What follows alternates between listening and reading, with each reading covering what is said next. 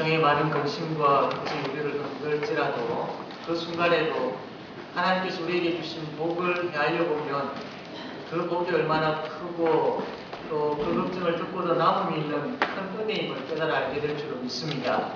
그렇기 때문에 어려운 가운데서도 주님의 은혜, 주님의 복을 늘 헤아릴 줄 아는, 생각할 줄 아는 그런 우리 모두가 되기를 바랍니다. 북한을 연구하는 그 사람들 가운데에 어떤 사람들은 북한이 오래가지 못하고 이제 붕괴되어지지 않을까 이렇게 예상하는 사람들이 간혹 있습니다. 그 이유는 바로 북한의 빈곤 문제 때문입니다. 가난하여서 먹고 사는 것이 많이 힘들기 때문에 결국은 이게 개인적인 배고픔의 문제가 아니고 사회적인 문제가 되어서 이것으로 인하여서 북한이 붕괴되어질 것이다 이렇게 예상하는 사람들이 많습니다. 배고프고 가난한 것 이게 왜 붕괴의 원인이 되느냐 하면 단순하게 잘 사는 사람들은 점점 더 잘 살고 못 사는 사람들은 점점 더 못 사는, 그래서 그 북한의 정부에 우리는 도저히 못 살겠다라고 해서 데모가 일어나고 이런 것도 예상할 수 있지만 중요한 것은 그 북한 내에 잘 사는 사람과 못 사는 사람의 차이가 너무나도 커버리기 때문에 그래서 그 두 집단과의 관계가 깨어져 버리는 겁니다. 공동체라는 것은 서로가 연결되어져야 되고 이 유기체적으로 함께 살아가야 되는데 이 빈곤 문제로 인하여서 잘 사는 사람들은 못 사는 사람을 더 참 힘들게 만들고 못 사는 사람들은 더 힘들어져 가는 그 관계 속에서 서로가 유기체적인 그런 관계를 만들 수 없기 때문에 불신하게 되어지고 불평하게 되어지고 그래서 마음이 나누어지게 되어지고 체제가 깨어져 버리게 되어지는 거예요. 그래서 결국은 붕괴되어질 것이다 이렇게 예상하는 사람들이 많이 있습니다. 사탄은 이러한 것을 가지고 교회에 찾아와서 하나님 나라의 공동체를 흔들려고 하고 있습니다. 그래서 이 교회 안에서도 상대적으로 유화감을 조성시켜서 그것으로 인하여 서로 나누어지게 만들고 또 그것으로 인하여서 이 하나님 나라의 공동체가 정말로 주님의 은혜 가운데 잘 연결되어져 있는데 이 연결고리들을 하나씩 끊어버리려고 하는 그런 사탄의 전략들이 있습니다. 이것을 우리 교회도 사탄이 이렇게 역사할 수 있기 때문에 이 말씀을 통해서 우리가 무장되어 있지 아니하면 이 말씀을 통해서 우리가 바로 깨닫고 깨어있지 아니하면 우리도 사탄의 장난에 흔들릴 수 있다는 겁니다. 그래서 오늘 이 말씀을 통해서 이러한 그 사탄의 전략들을 어떻게 물리치고 어떻게 극복하고 그래서 건강한 교회로 세울 것인가 함께 말씀 앞에 참 우리 모두가 다 순종하는 그런 저와 여러분 되어지기를 바랍니다. 첫 번째로 우리가 볼 수 있는 것은 모든 인간은 문제를 다 안고 살고 있다라는 겁니다. 오늘 느헤미야 5장 1절 말씀 우리 다 같이 한번 읽겠습니다. 5장 1절 시작. 그의 백성들이 그에게 하여 그의 부르짖어 그에게 이 나의 간구하였고. 여기 보면 이 시대에 아주 큰 위기가 찾아온 것을 보게 됩니다. 그것은 바로 흉년이었는데 흉년이 들게 되어지니까 일반 백성들이 먹고 살 게 없게 되어지고 힘들게 되어지죠. 그래서 어떻게 하느냐 하면 이 먹고 살 게 없다 보니까 지금까지 자기가 가지고 있던 땅이라든지 집을 저당 잡히게 됩니다. 그래서 돈을 빌리게 되어지죠. 그 빌린 거 가지고 일단은 급하게 배고픔을 채우게 됩니다. 그런데 이것만 있었던 것이 아니고 그때 당시에 페르시아에 속국으로 있었기 때문에 세금을 내야 했던 겁니다. 흉년이 들었다고 해가지고 세금을 줄여주지는 않았을 겁니다. 흉년이 든 데다가 먹을 것이 없으니까 더 힘들게 되어지고 거기에다가 과중한 세금은 더 크게 여겨졌던 것이죠. 그래서 결국은 집이라든지 밭이라든지 이것뿐만 아니라 자기들의 자녀들까지도 저당 잡혀가지고 돈을 꾸게 되어지고 또 곡식을 구하게 되어졌던 겁니다.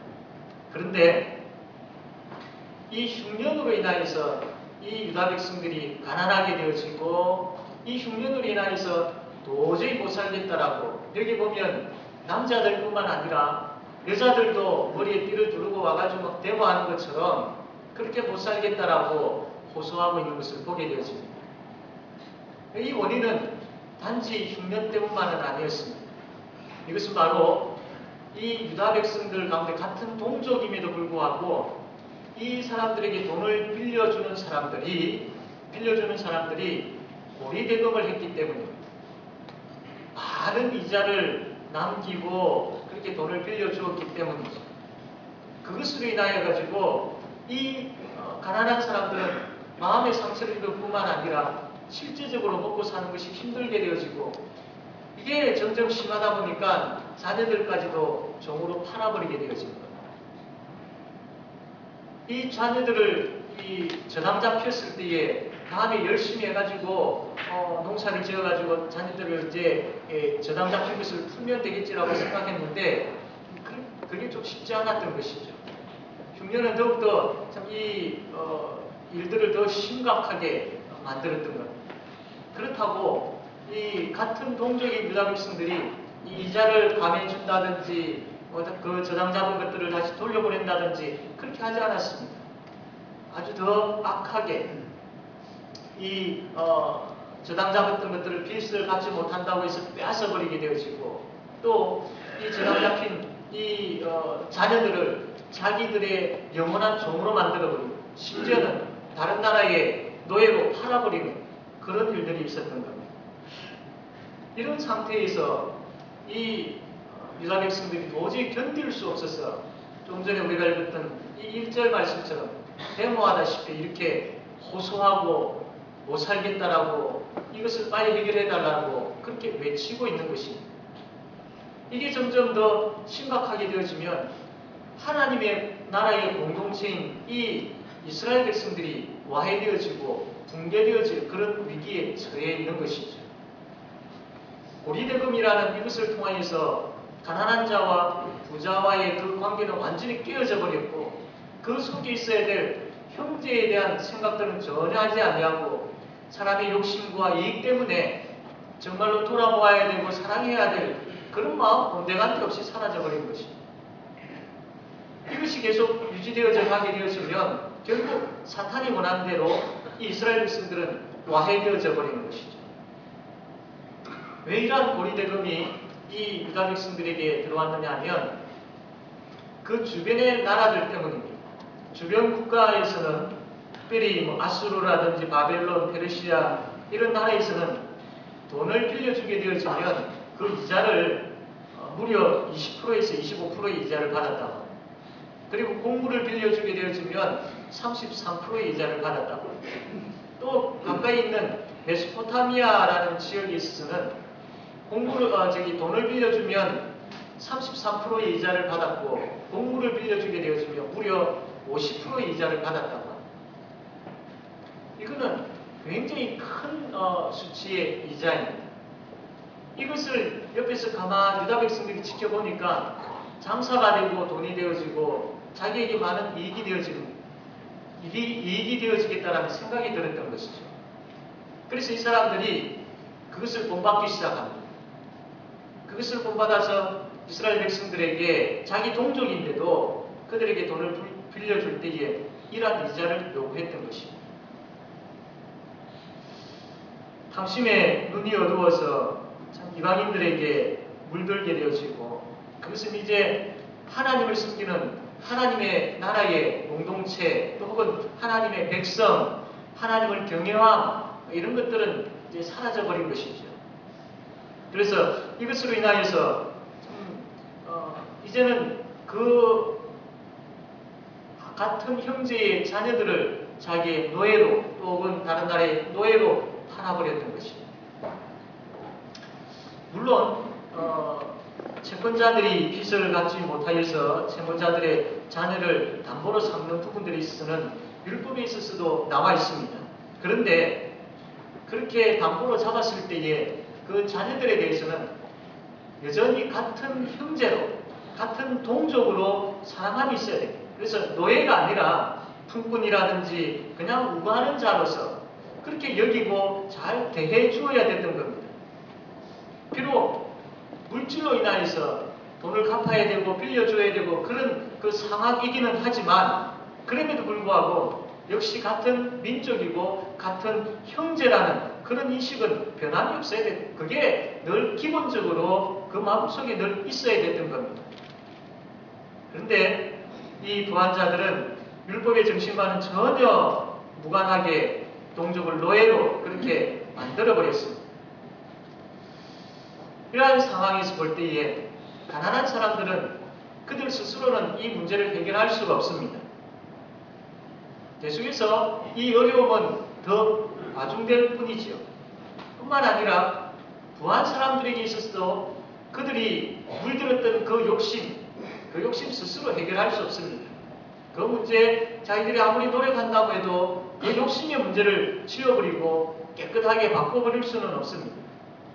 우리가 살아가는 가운데에 우리 스스로 문제를 해결할 능력이 그렇게 많지 않다는 것을 잘 알 것입니다. 많은 어떤 일들을 대할 때에 참 우리 자신이 이 문제를 해결할 수 있는 그 능력이 없다는 것을 많은 경험들을 통해서 많이 느낄 겁니다. 특별히 죄의 문제에 있어서는 결코 우리 스스로가 그 죄의 문제는 해결할 수가 없습니다. 이러한 시점에서 이러한 상황에서 두 번째로 인간의 문제는 이 문제를 어떻게 해결할 수 있느냐, 이것은 바로 예수 그리스도의 사랑으로 해결되어질 수 있습니다. 우리가 보았던 5장 9절 말씀, 또 10절, 11절 말씀까지 9절에서 11절까지 우리 한번 같이 읽도록 하겠습니다. 9절에서 11절입니다. 시작. 내가 너희를 너희의 뜻이 못하다 우리의 뜻을 하나님이라고 생각하고 이들을 경외하는 가운데 갈 것이 아니냐. 나와 내 형제와 그들도 역시 여호와의 뜻을 행했고 우리가 너희를 알게 될 것이다. 그러니 너희는 그들에게 오늘이라도 그들의 화와 포도가 강함과 같으며 너희가 무엇은 돈이나 양식이나 색을 거두나 그들에게 분리를 돌려버려야 하겠느니. 아멘.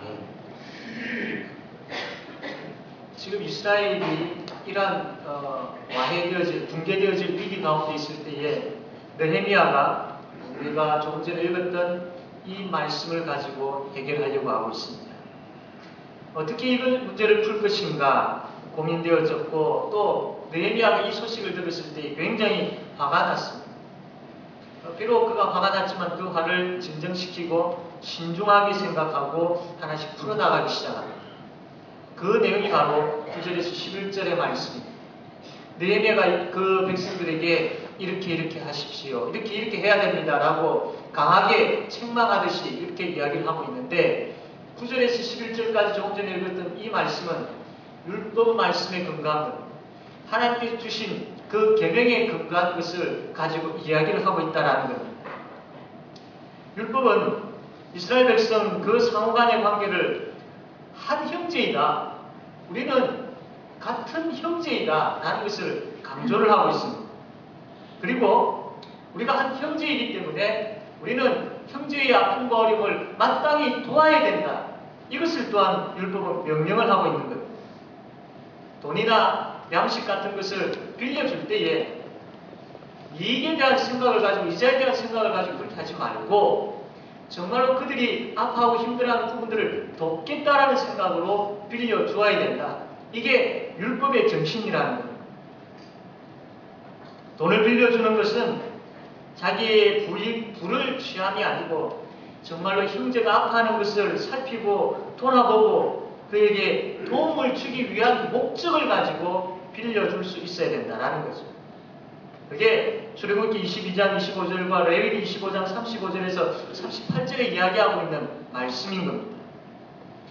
이러한 형제를 사랑하고 형제를 위하고 함께 아픔을 나누겠다라는 그 생각을 가지고 돈을 빌려주고 하는 이런 모습이 진정한 하나님 백성다운 하나님 나라의 공동체로서의 마땅한 모습인 것이죠. 이게 바로 이방 나라들과 구별되어진 그런 모습인 겁니다. 메소포타미아나 또 바벨론이나 페르시아나 이런 데서 그 이익을 위하여서 수많은 그 고리대금을 가지고 착취하는 그것이 세상의 현실이기는 하지만 그러나 하나님의 백성은 그 원리를 가지고 하는 것이 아니라 진정으로 한 형제임을 깨달아 알고 형제를 진정 사랑하는 가운데에 그 사랑의 원리를 가지고 빌려주는 그 모습이 있어야 됩니다. 이게 믿지 아니하는 세상과 구별된 모습이 되어야 된다. 이것을 이야기하고 있는 겁니다. 하나님을 경외하지 아니하고서는 9절에서 11절의 내용을 이행할 수가 없습니다. 형제를 진심으로 사랑하지 아니하고서는 또한 할 수 없습니다. 이렇게 9절에서 11절의 그 말씀에 근거한 그 내용을 가지고 행할 수 있는 것은 철저하게 사랑의 원리입니다.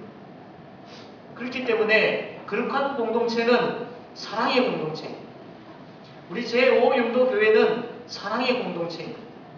사랑으로서 서로 연결되어져 있고 서로 사랑하는 가운데에 붕괴되어지거나 와해되어지는 것이 아니라 그 사랑의 힘으로 인하여서 사랑의 은혜로 인하여서 더욱더 든든하게 세워지는 그런 공동체가 되어야 된다라는 겁니다. 느헤미야는 이 말씀에 근거한 가난한 자들에게 돈을 빌려줄 때에 이자를 취해서는 되지 않는다라고 이야기를 하고 있고, 또 이 말씀에 근거하여서 동족들이 이방인들에게 달려갔을 경우에는 힘을 다해서 그들을 다시 노예에서 찾아와야 되고 자유케 할 수 있어야 된다라는 것을 이야기했습니다. 이런 생각을 가지고 느헤미야가 이 유다 백성들을 향하여서 책망을 하고 있는데, 지금까지 고리대금을 하고 있었던 형제, 하나님을 경외함이나 형제를 사랑함이 없이 그냥 자기의 부를 위하여서 고리대금을 하고 있었던 이 들을 향하여서 외치기를, 경건한 형제들은 자기의 사제를 틀어서라도 저 이방 나라의 노예로 팔려간 자들을 구하기 위하여서 그렇게 애를 쓰고 있는데, 너희들은 오히려 너희들이 그 담보로 잡은 사람들을 저 이방 나라의 노예로 파느냐? 우리가 참 돈을 모아가지고 저 사람들을 이렇게 속량하기 위하여서 그들에게 돈을 주고 다시 찾아왔는데, 역시 너희들에게도 우리가 돈을 모아가지고 너희들에게 주어서 그들을 해방시키는 그런 일들이 꼭 있어야 되겠느냐? 라고 하면서 이렇게 부짓고 있는 것입니다. 너희들이 지금 이렇게 행하고 있는 것 다른 이방인들이 보고 뭐라고 하겠느냐? 저 사람들은 하나님의 백성이라고 하고 하나님을 섬기는 사람들이라 하고 하나님의 그 사랑 안에 거하는 사람들이라고 하던데, 실제적으로 그들의 삶의 모습을 보니까 우리와 별 것 없네, 별 것 다른 것이 없네, 똑같이 고리대금을 하고 똑같이 형제를 팔아먹고 그런 일들이 있네, 이런 소리를 들어야 되겠느냐? 이것은 오히려 하나님의 이름을 모욕하는 것이 되어지고, 하나님 그 영광 받으실 하나님 그 일들에 있어서 그 일들로 인하여서 영광을 가리게 되어지는 그런 일이 된다라고 꼬집고 있었던 겁니다. 그러면서 느헤미야가 하는 이야기가, 이제 우리가 하나님을 경외하는 자답게 살아야 되지 않겠느냐? 하나님을 경외하는 자로서 서로 아파하면서 함께 고통을 나누자. 우리가 담보로 잡았던 것들, 그것이 땅이든 집이든 사람이든 다 돌려보내자. 그리고 고리대금으로 받았던 그 이자들 싹 다 돌려보내자. 느헤미야가 이렇게 외쳤던 겁니다. 느헤미야의 이 외침은 단순한 그런 자기 생각에서 나온 것이 아니라 앞에서도 말씀드린 것처럼 철저하게 하나님의 말씀에 근거한, 율법에 근거한 그 내용을 가지고 이야기를 합니다. 율법을 크게 두 가지로 이렇게 나누면 하나님 사랑, 이웃 사랑으로 나눌 수 있습니다. 율법은 바로 이 사랑의 말씀인 것이죠.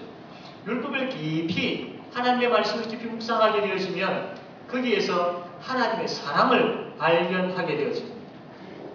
그래서 느헤미야가 외치고 있는 것은 하나님의 백성인 이 공동체 안에 사랑이 있어야 되지 않느냐, 사랑으로 우리가 이 문제를 해결하자라고 지금 외치고 있는 것입니다. 지금까지 그 고리대금을 받았던 자들의 마음에 욕심이라는 것이 있었는데, 그 욕심은 하나님을 사랑하는 그 하나님의 경외함을 잃어버리게 만들었고, 이웃을 사랑하는 그 형제에 대한 그 마음을 잃어버리게 만들었던 것이죠.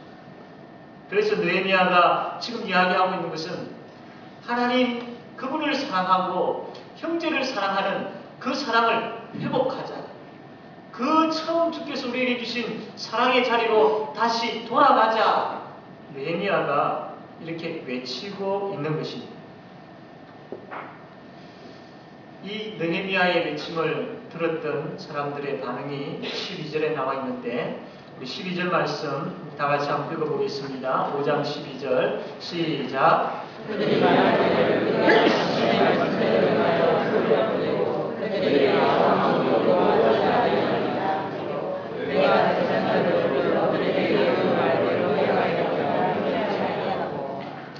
느헤미야의 외침을, 책망을 들었던 그 백성들이 이 말씀을 그대로 수용하게 됩니다. 받아들이게 됩니다.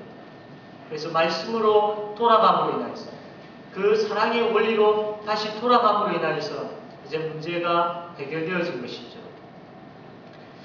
우리가 살아가는 가운데에 우리 개인적인 그런 문제가 있을 수 있고, 가족 간의 관계 속에서 여러 가지 많은 문제들이 있을 수 있죠.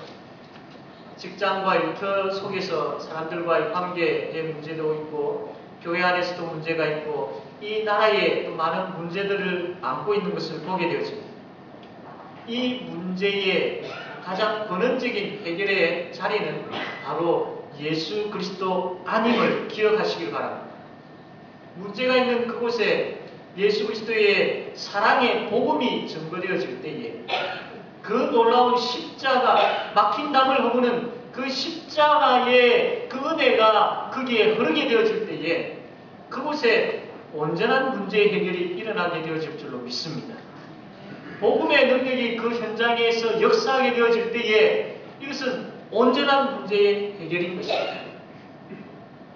배고픈 자들에게 우리가 먹을 것을 주고, 또 억울한 자들을 우리가 돕고 하는 부분들이 필요합니다.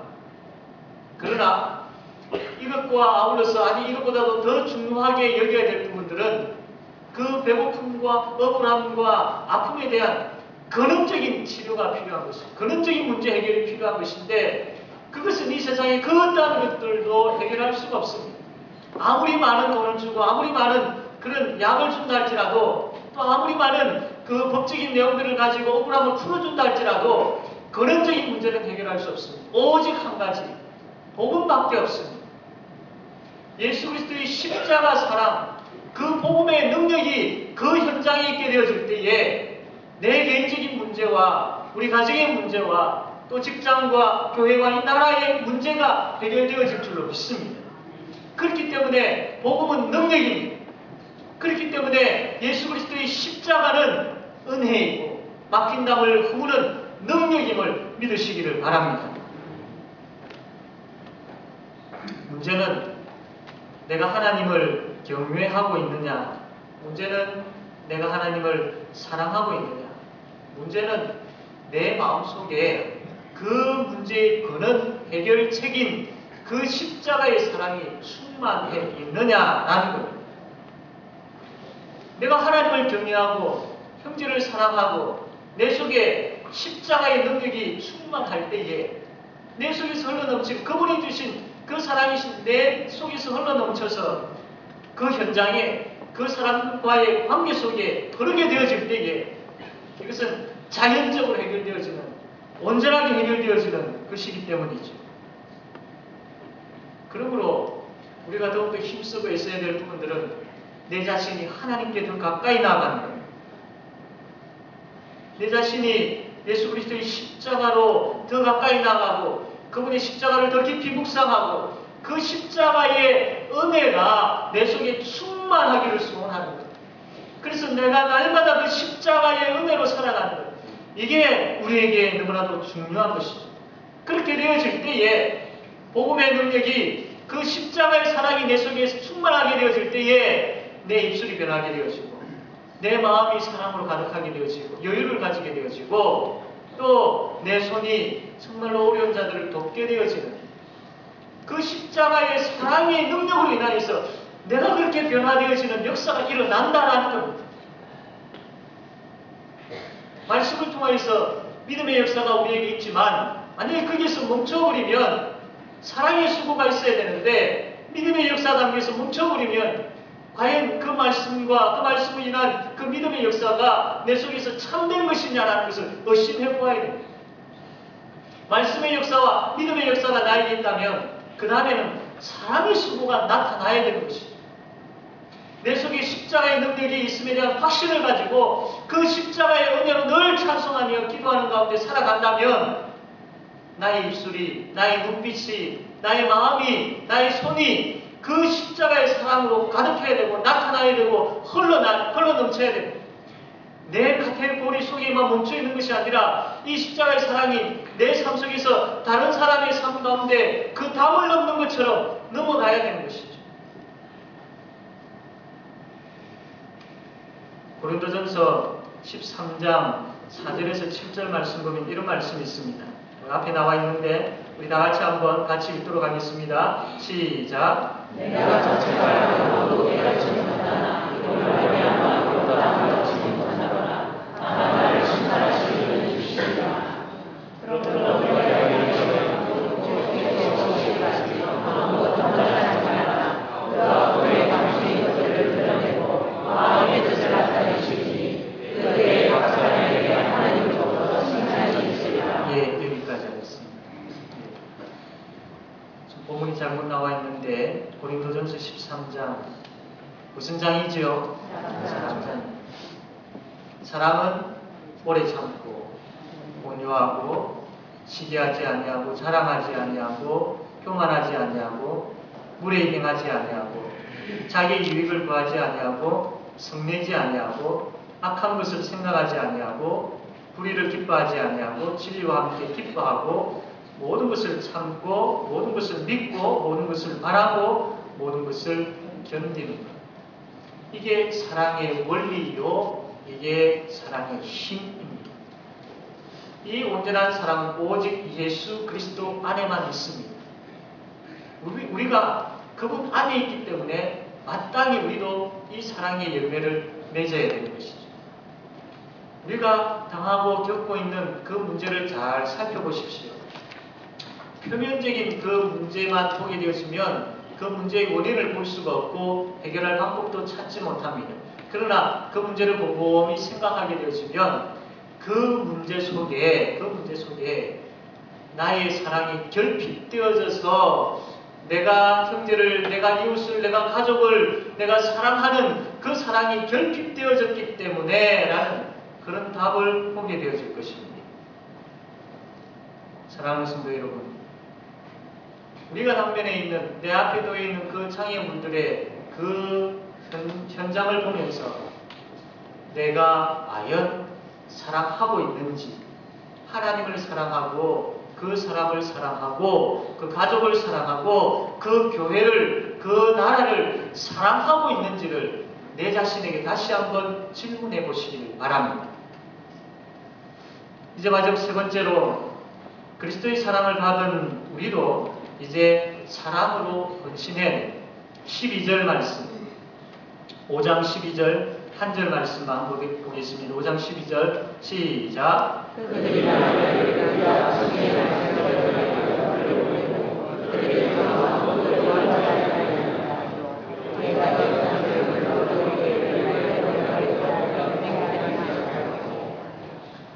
이제 이 고리대금을 했던 사람들이 이제 다 돌려보내겠습니다. 저당 잡았던 것들 다 돌려보내고 지금까지 이자 받은 것들도 다 돌려보내겠습니다. 근데 여러분 이게 쉽겠습니까? 쉽지 않습니다. 어렵습니다.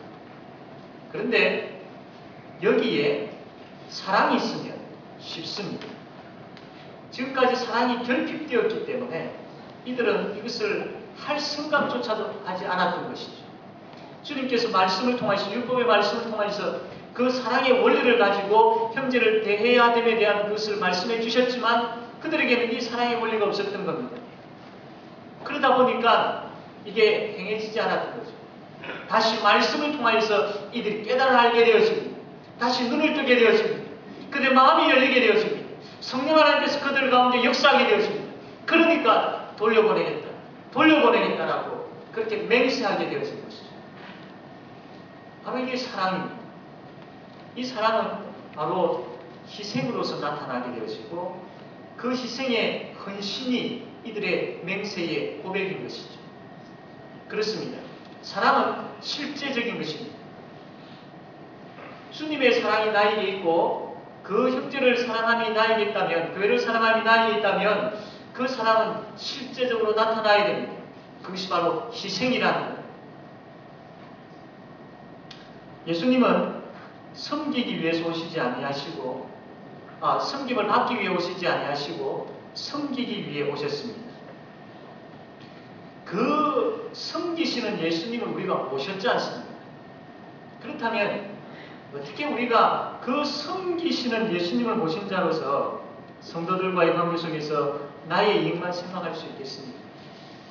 종으로 오신 그 예수님을 모신 자로서 어떻게 남을 나보다 낮게 여기지 못하고 무시할 수 있겠습니까?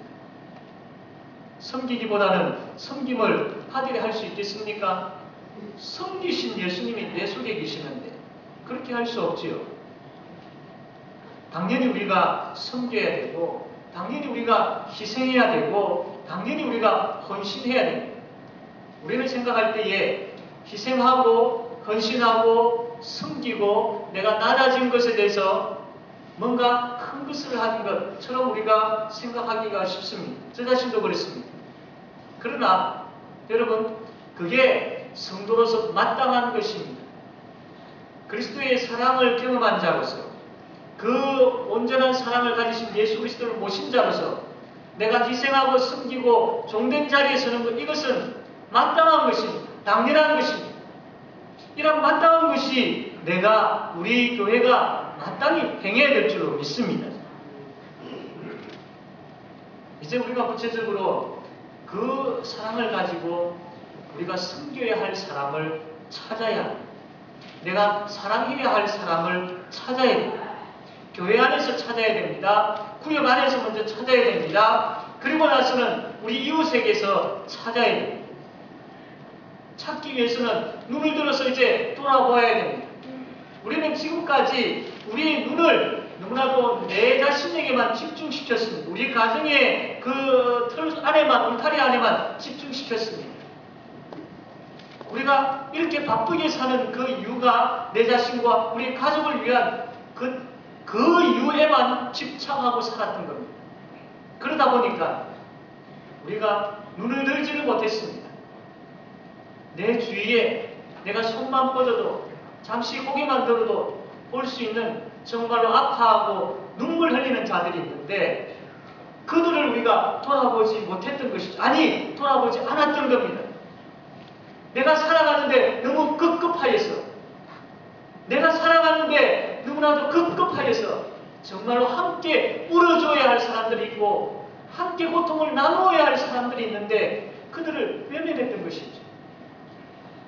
이제 우리가 고개를 들어야 되고 주위를 살펴보아야 되고, 우리 같은 공동체 속에 같은 형제들인데 그들이 무엇 때문에 울고 있고 그들이 무엇 때문에 아파하고 있고 하는 것을 볼 수 있어야 되는 것이죠.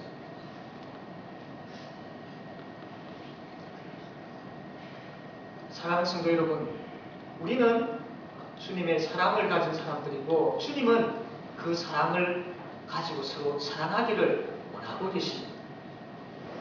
이제 우리가 살펴봅시다. 둘러봅시다. 우리 성도들의 삶과 또 우리 구역원들의 삶과 더 나아가서 우리 지역 주민의 참 아파하고 힘들어하는 그분들을 돌아볼 수 있는 그 사랑의 원리가, 그 사랑의 능력이, 그 십자가의 능력이, 그 복음의 은혜가 우리에게 충만하게 되어지기를 바랍니다. 그 마음이 있고 이제 그들이 우리 눈에 보이게 되어지면 실제적으로 헌신하고 섬겨야 됩니다. 말과 혀로만 아니라 행함과 진실함을 가지고 헌신해야 되고 희생해야 됩니다. 그들을 위해서 우리가 기도하는 건 참 중요합니다. 기도해야 됩니다. 기도의 능력으로 변화되어지고 바뀌어지기 때문이죠. 그러나 기도만 해서는 되지 않습니다. 기도 이후에 실제적으로 그들의 빈손을 채워줄 수 있는, 실제적으로 그들의 아픔을 쓰다듬을 수 있는, 실제적으로 그들의 고통을 들어주고 함께 나누고 함께 울 수 있는 그런 실제적인 행함들이 필요한 것이죠. 그게 바로 사랑의 원리인 것입니다. 이 느헤미야가 이 말씀을 통해서 그것을 요구했고, 이 백성들은 그대로 실제적으로 돌려보내고 그렇게 하겠다라고 맹세했던 것이죠. 사랑하는 성도 여러분, 어려울 것 같습니까? 아닙니다. 됩니다. 우리에게는 예수 그리스도의 사랑이 있기 때문이고, 또한 그 사랑을 깨닫게 하시고 그 사랑의 능력으로 살게 하시고 그 사랑의 능력이 또 넘쳐나게 하시는 성령 하나님께서 우리 가운데 계시기 때문입니다. 그래서 됩니다. 그분이 예수 그리스도의 사랑을 깊이 깨달아 알게 하실 때에 우리의 마음에 움직임이 생기고 변화가 생기고 역사가 생길 줄로 믿습니다. 그래서 이들을 통하여서 우리 구역들이, 우리 교회가 더욱더 건강하게 든든하게 세워질 줄로 믿습니다. 이제 말씀을 맺겠습니다. 하나님을 경외하기를 바랍니다. 그리고 그분의 사랑을 다시 한번 우리가 기억하기를 바랍니다. 십자가의 사랑이 내 속에 충만하기를 소원하십시오. 그리고 우리는 사랑의 눈으로 보아야 합니다. 사랑의 마음으로 다가가야 됩니다. 그렇게 되어질 때에 그 사랑은 말로만이 아니라 희생으로 헌신하게 만들 것입니다. 그 희생으로 헌신하는 그 사랑으로 인하여서 하나님을 사랑하고 이웃을 사랑하는 그런 하나님 나라의 공동체로 바로 세워지는 그런 저와 우리 교회가 되어지기를 바랍니다. 기도하겠습니다. 하나님.